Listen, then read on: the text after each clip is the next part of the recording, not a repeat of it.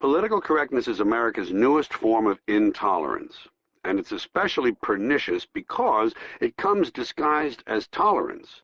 It presents itself as fairness, yet attempts to restrict and control people's language with strict codes and rigid rules. I'm not sure that's the way to fight discrimination. I'm not sure silencing people or forcing them to alter their speech is the best method for solving problems that go much deeper. According to a recent opinion poll, 41% of Americans want to criminalize something called hate speech, which is what progressives call free speech they don't like, and effectively repeal the First Amendment to spare people's feelings. Isn't that considerate?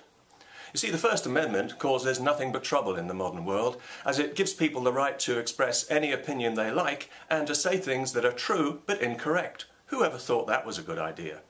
I understand YouTube and other social media platforms provide an outlet for people to vent and share their thoughts and opinions on whatever they feel is important. I get it.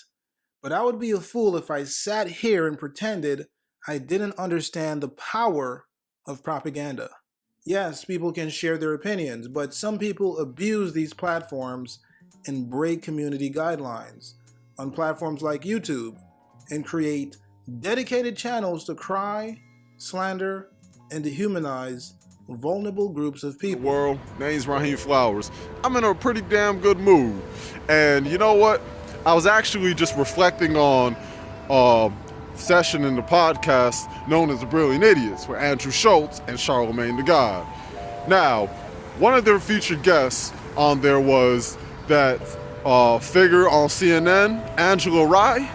And they were speaking about, there was a segment in there that stood out to me, and they were talking about, you know, either like relinquishing free speech and how that would be a detriment to society, as well as how free speech has those certain limitations on it.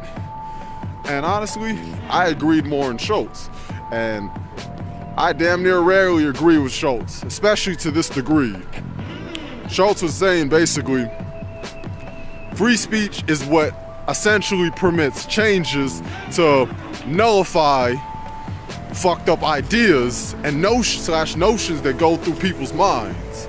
And Angela Rye was saying that it can often incite hate speech and it often gets misconstrued and it is often overused or abused, which is not untrue, but the thing is, human nature is human nature. People are going to try to express themselves by any way possible, even by the corrupted nature aspect of people's character.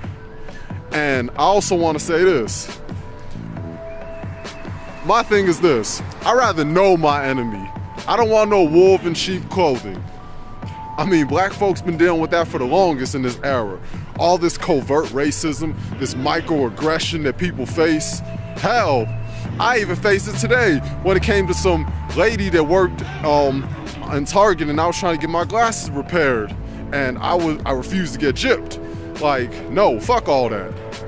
And that's the mindset we need to have. We need to have the right to express ourselves, to formulate these opinions, know what type of individuals that we're dealing with, rather than going around just playing these little Jedi mind tricks, passive aggressive, mixed signal games, and not really have a full understanding of what we're getting into. And that's what we deal with in society. Some may argue because it's genocentric. Others may argue because of cultural Marxism and political correctness, which I do think is all those type of elements. And also, I want to say this. It's about to be some serious changes, man. With Donald Trump, with that jester as president, it helps us reveal that shit hasn't changed in the U.S. People just know how to put on a better cloak is all. And I'm glad that things are being revealed. Even though I'm not no Bible thumper and I'm a deist, the Bible said what's in the dark must come to light. And that's what people are seeing now. People can't take it now. Now that people's true nature is illuminating, people don't know what to do with it. People don't know what to do with themselves. You see, you notice all these years on social media, you're seeing how people's dialectical approach, as Sir Thomas Sowell once said in the book Marxism, You see how people speech patterns have changed. You see how people are self-proclaimed trolls, just like that. I think Milton, or that guy who made a remark about pedophilia recently. Milton, I believe his name was. Don't quote me on that. But you see? But, you know, instead of just being like some whiny little babies, acting like some pussified ass individuals, why don't we, in a sense, just hang them, behead them, stone them? And I'm not saying literally, I mean shut them down, basically. That's what needs to happen. Instead of just crying and having all these social justice warriors, pious, self-righteous motherfuckers try to just stifle free speech for everybody and make this demented, destructive domino effect. Because that's all that's transpiring right now. There's not no progressive change in the progressive movement. Shit. That's all that I've been noticing throughout this time period. And I hope people get it sooner rather than later. Because, you know, you can only put up a front for so long. And that's what a lot of black people need to understand. Black people in the churches trying to swindle people and what they're doing is no different than pedophilia. All these pastors, black and white, whatever, all these religious figures, these imams, they're exploiting the community. They're gonna tell you that God is gonna do it and they're gonna use God's name in vain, but what do they do to actually contribute except give you some comforting words? We don't need comforting words. We need people to tell like it is and have something substantial and tangible behind it, you know? That's why it's always good to be a man of principle, man or woman of your word and principle. It's vital. I mean, that's why I'm glad that free speech is something that we have, but we often take for granted, like being said by Schultz and Brilliant Idiots. I mean, Charlamagne wants to say there should be a limit, but Charlamagne, you the main one who always talking shit about people. You were the one who used to rave about political correctness. Now you talking about limitation? You see how people switch up? And I think it's because Charlamagne is so enwrapped in social media because of his job and just being the dickhead he is, that eventually that was gonna catch up to him, just like it caught up to many people. Because a lot of people didn't know who they are.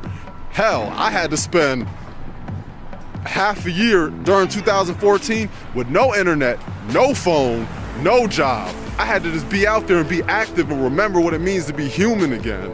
A lot of people can't do that shit though, especially not in this era. But with all that being said, I think there just needs to be a time where people just need to take it slower and live life more organically and remember that people are gonna be who they are and you can't stop them. All you're gonna do is create this melting pot of a disaster. It's a counterproductive act. So for all those people out there who want to talk about being offended, be offended by the fact that there's a lot of Muslim women in Saudi Arabia, Yemen, and Pakistan getting the ass beat the fuck out of. But there's little to no feminists speaking about that shit.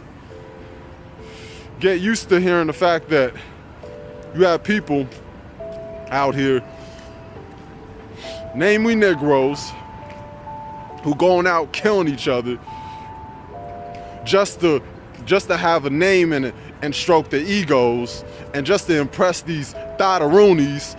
And you don't hear nobody, you don't hear black folks, and you don't hear these social justice warriors or whatever self-righteous motherfuckers who don't even care for the affairs that transpire. They will not approach these matters. They will just sit there and come in with Black Lives Matter and manipulate y'all. Fund your movements. See, but we don't see black people. If we have $1 trillion in this industry, that means we don't need a middleman the way we think we do.